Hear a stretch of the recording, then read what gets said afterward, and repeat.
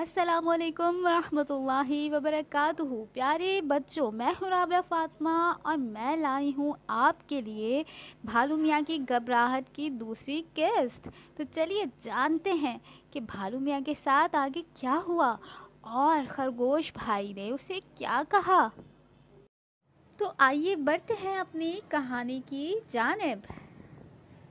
भालू मियाँ, ये क्या किया, मेरा घर तकरीबन मुकम्मल हो गया था, खरगोश ने अफसरदा लहजे में कहा। भालू मियाँ ने कहा, मैंने आपके लिए बहुत बड़ा घर बना दिया है।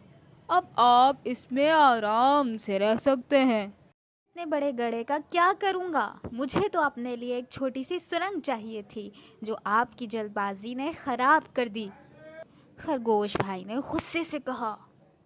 भालू मियाँ वहाँ से उदास होकर चलते बने।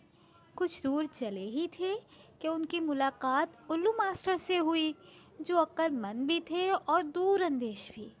उल्लू मियाँ ने भालू मियाँ को अफसरदा देखा तो अपना ऐनक ठीक करते हुए पूछने लगे, भालू मियाँ, आप इतने उदास क्यों हैं?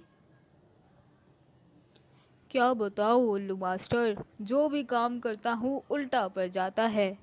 भालू मियाँ ने अफसरदा लहजे में कहा। अच्छा, वो कैसे? उल्लू मास्टर ने मुतजस्सिस अंदाज में पूछा। भालू मियाँ ने अपनी सारी रौदात कह सुनाई।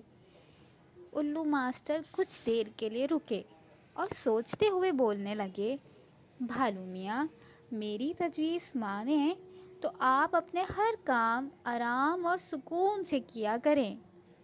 आराम और सुकून, क्या मतलब? भालू मियाँ ने हैरानी से पूछा।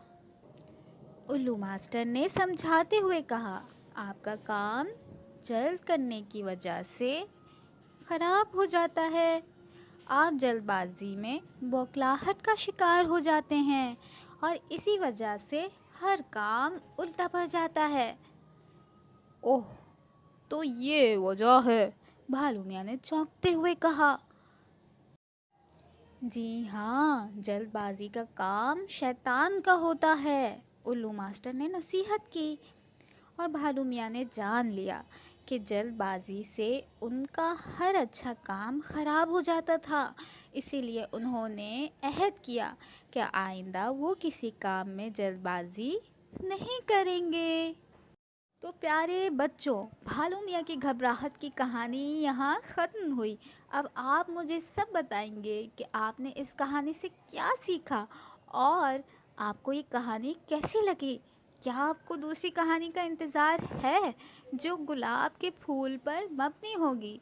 तो आप सब मुझे ज़रूर ज़रूर ज़रूर बताइएगा। राबिया फ़ातिमा को इजाज़त दीजिए।